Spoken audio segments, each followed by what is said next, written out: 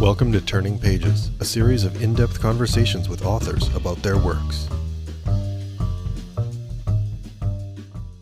All right, well, Trees was about trees and mushrooms. Fungal is about mushrooms and trees. As she says many times, so different. My guest, my return guest, here to talk about the follow-up, Ariel Gordon. Welcome back. Thank you so much. Yeah, so good to be here. I always like talking to you. Oh, well, I appreciate that. Now, in the acknowledgments, you write that this is the second in a 3-book notion that you have. If it's about trees and mushrooms and trees, what is the third element? The third book is about tree loss, specifically about mushrooms that kill trees. Okay. I was like, how do you square this circle of, making this a 3-part thing when you have two elements, but that makes a lot of sense. Well, I mean, so tree loss, you talk a little bit about it towards the end of this book, right? Like that you're wrestling with kind of climate impacts on things, and maybe let's start there with the environment and the changing environment, because you've been a mushroom forager for many years. Maybe you can talk about what you've seen as particularly an urban mushroom forager. Yeah, I mean, there's sort of a web of associations, which is appropriate given this sort of mycelial network that connects a lot of trees, and so climate change in some ways has accelerated the loss of trees, because these heat waves that we're having, those extended heat waves, the heat dome that we saw a couple of years in a row. Trees don't like drought. They can handle it for a while, especially native trees, but eventually it becomes too much for them. So I believe it was 2021 where in August, a lot of the trees just started to dump their leaves because it was too far. It was too much. It was too much drought. They dumped all of the leaves, which are their factories for photosynthesis, right? So if trees don't have leaves, they can't photosynthesize.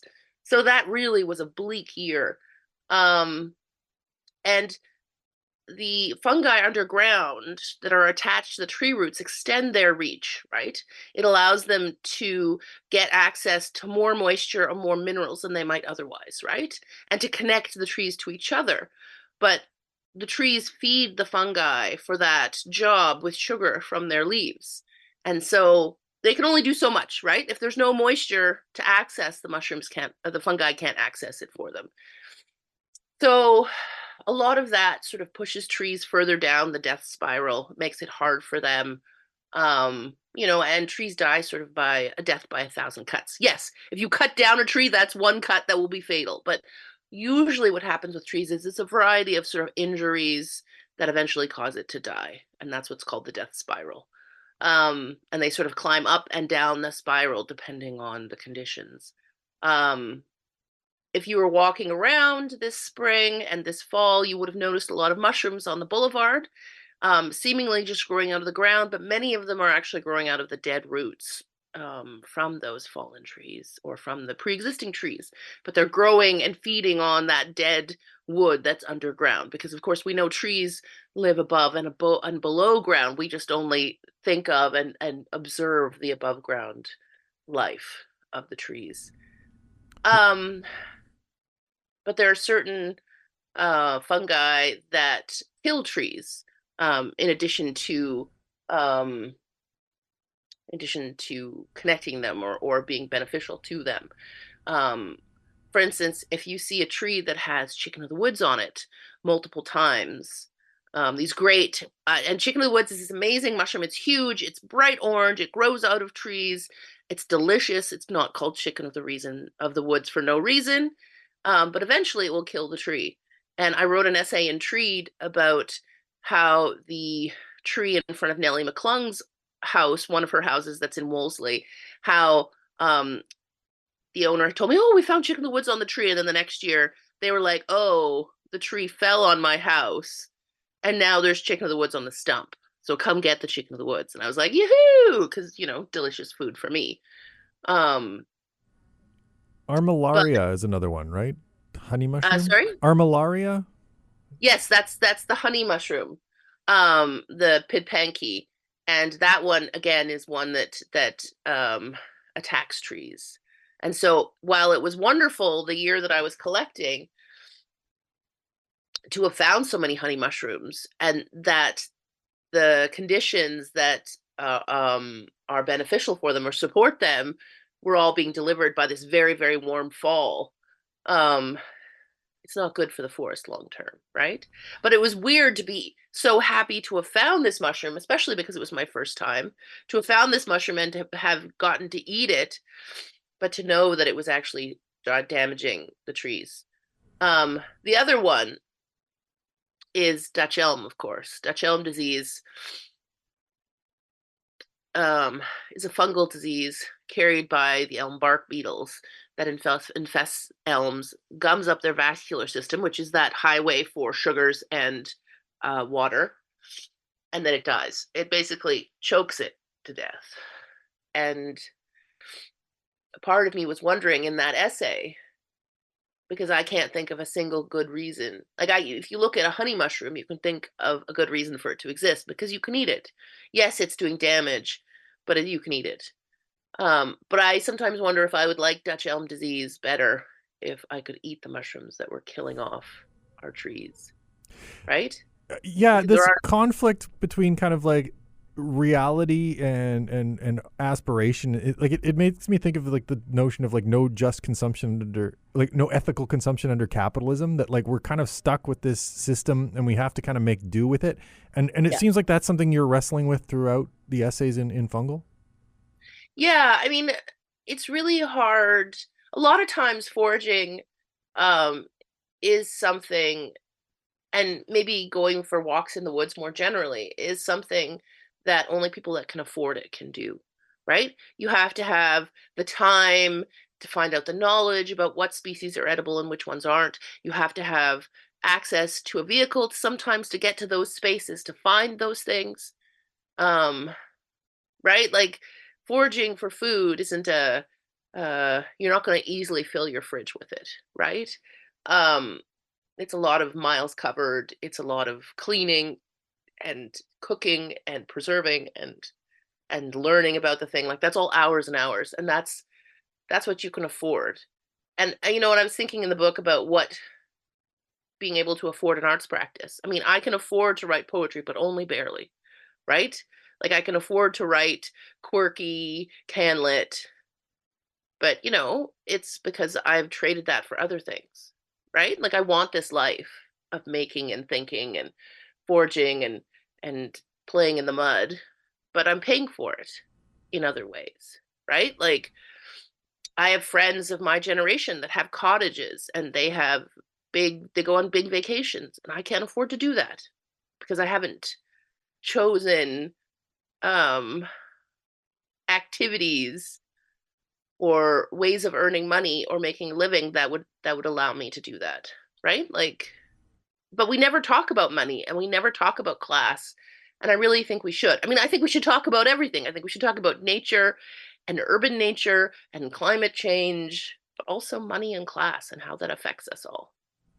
Well, and that's something that you write about within the topics, like when you go to work at Loveday, that Yes. ultimately you said, like you notice in terms of like class and race, that these things become central in terms of who's working there. Yes.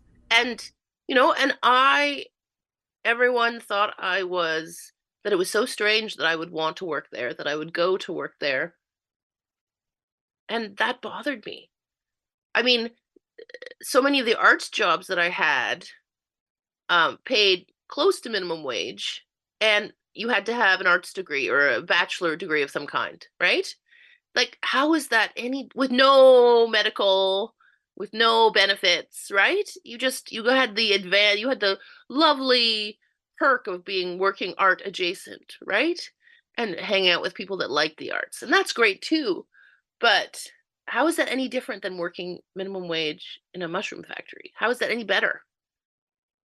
That you had to have a few years of university in order to have this terrible job, right? Like, I don't know. I think we don't. Yeah, maybe we just haven't examined what it all means and what it all costs. Um, I thought it was really interesting. I definitely had the privilege to be there. I could choose not to work there when it got too hard, and not everyone has that choice, right? And of course, I thought it would all be about, what does a commercial mushroom look like versus a wild one? What does that feel like? What does it taste like? And then it turned out to be about race and class and money again. I was surprised. I'm not sure I was why I was, but I was.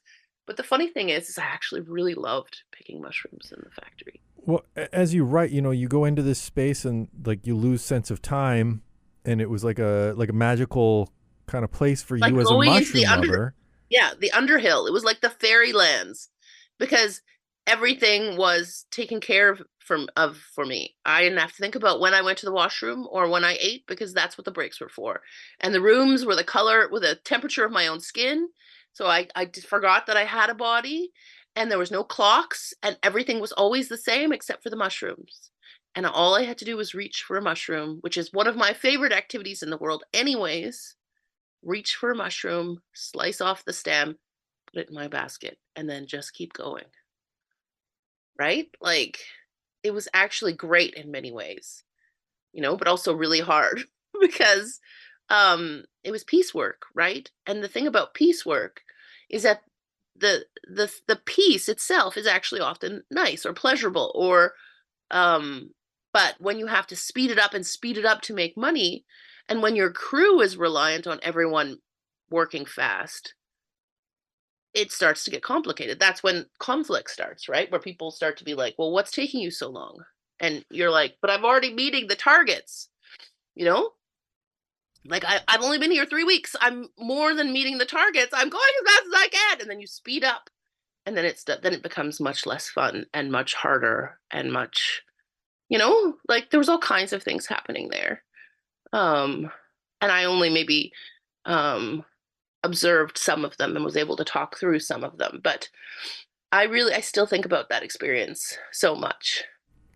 Did you, in going into that, like purposely think, okay, I can take notes or like diarize my experiences, or like what was your entry point to that, and how did you kind of come out of it thinking like this is a piece of this book?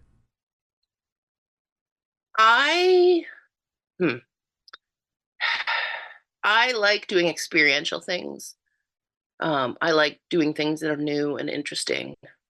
I like doing things that test my body as well as my brain.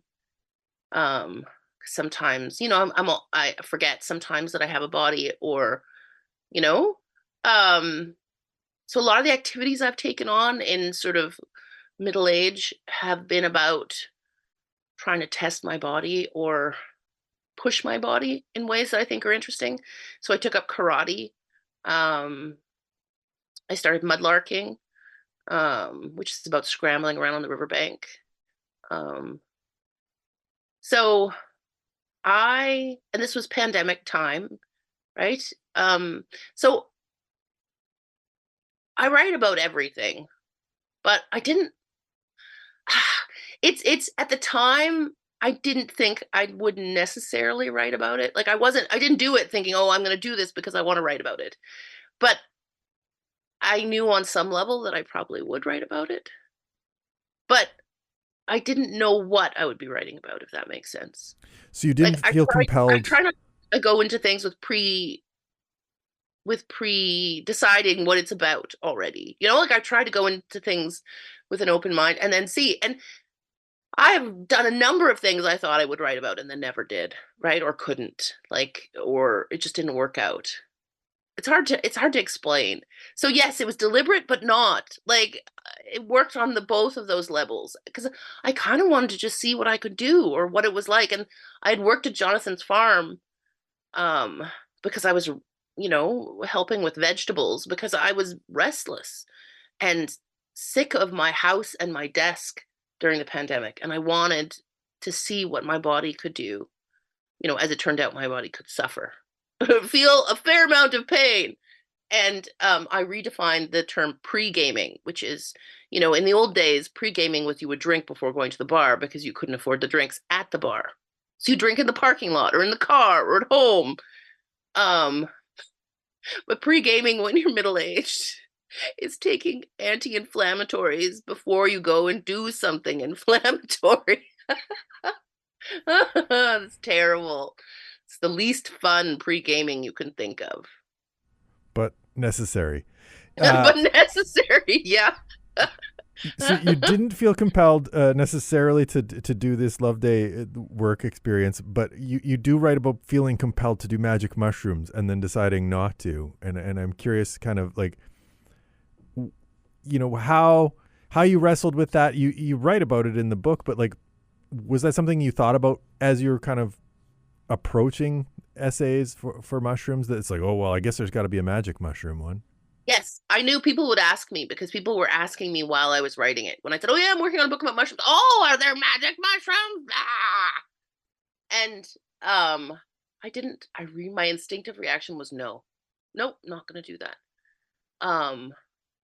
But I realized I had to address it on some level.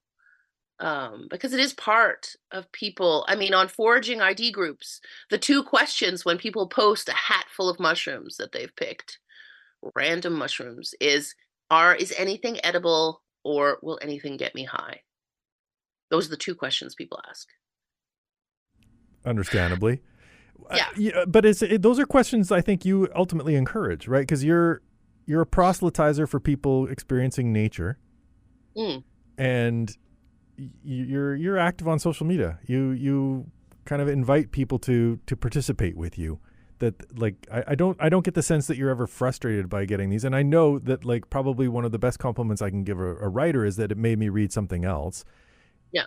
Reading this, I started noticing mushrooms. Yay! And I ended up like sending you a picture from a mushroom walk, right? You've spurred that in me now. Yeah, I always find like the sum total of my writing and my social media is show and tell. Is, hey, look at this cool thing. And isn't it worthy of attention and or love? And isn't that mean that we should work to save our world? That's really, if you boil down all of my efforts, is look at this. And it's show and tell with a message, but it's still just show and tell. It's the easiest game. It's the first game we learn. But no, I don't want, and I didn't want my no to magic mushrooms to be the only no, to be the first no to be the only no. I don't, just because it's not for me doesn't mean it's not for other people in terms of recreational use, in terms of medicinal use. So that's why my solution to that no was to grow mushrooms out of my previous book, treat and eat them, and to document that process, but then also talk to someone I know that was microdosing psilocybin, and that it was helping them, right? I wanted to talk about that.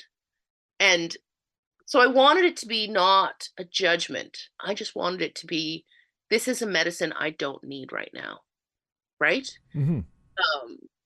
And I think that for me was a satisfying exploration of that, right? Like, yeah, no, you write about saying I've developed strategies that work for me in terms of dealing with the world.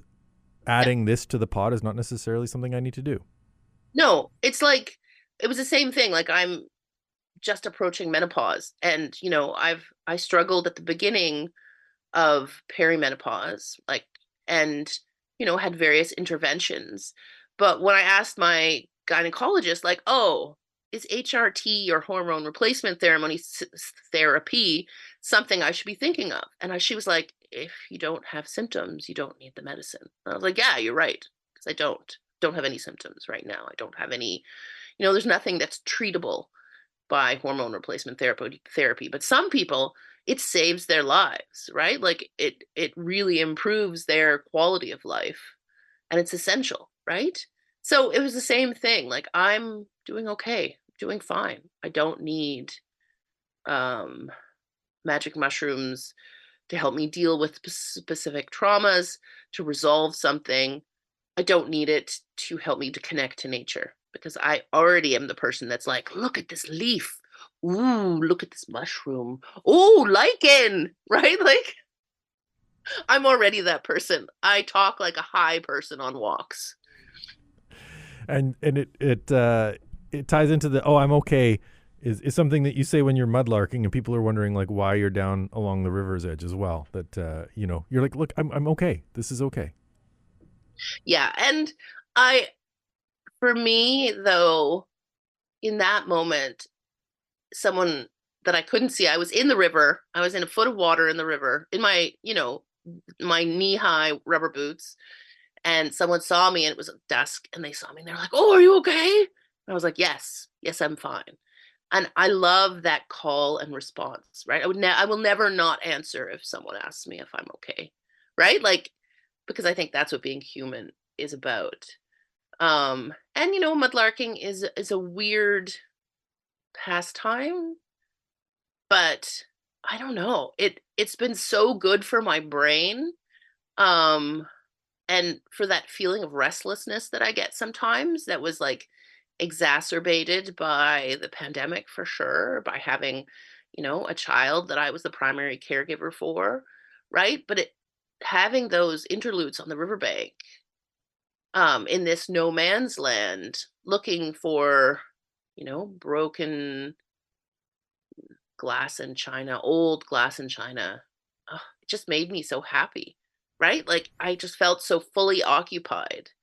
Similarly to the way that I was in the mushroom factory. I was very taken up by this activity, but there was no money. There was no it's such speaking of capitalism, it's such an anti-capitalist endeavor. People are like, what is this for? Nothing. Well, It's that just brings me to something Eula to do. Bliss. Sorry? That brings me to Yes. Eula Bliss because you quote Eula and basically like doing something for the sake of doing it rather than thinking about its like monetary value and like the glass that you post that you find, maybe you'll make jewelry with it but maybe you won't, and that's ultimately like you were absorbed in the effort of like picking it up and looking for it and stuff, and that not everything needs to be a hustle. Yes. Yeah. I mean, as a writer with a day job, because I still don't make my living from my writing. I don't think I ever will because it's almost impossible unless you are very I don't know how. I don't know. I know very few writers that make their entire living from their writing. Um but I admire them. But it's definitely that's still a hustle. But yeah, I have a day job.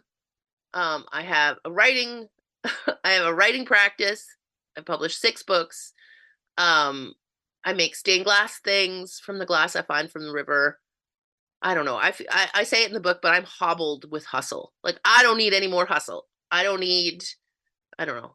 Too much. It's too much, and we're conditioned to think that we have to monetize everything, and we have to. I don't know. I don't know how to explain it, but sometimes I just like doing things just to do them and not think about the wider thing. I mean, I still want to do show and tell on the internet because this is like, look at this beautiful old glass with bubbles in it. Look how imperfect it is, right? Look, and this is a bottle or a piece of a bottle that my grandfather could have drunk from, you know, when he got back from World War I, having caught gonorrhea, having been shot in the butt. He could have drank from this beer bottle, and I find that kind of interesting, more interesting than photos of him, if that makes sense. Yeah. Well, I mean, because it's a tactile thing, right? Like that you're connected to that object. I think perhaps. Yeah, and I also find it so frustrating. Like everything I pick up is interesting and beautiful, but it's also pollution. It's it's someone who saw the river, the beautiful river. It's still beautiful despite us, the Red River in Winnipeg. And their response to it was to dump tons of household garbage there. Right? Like what a response to a body of water.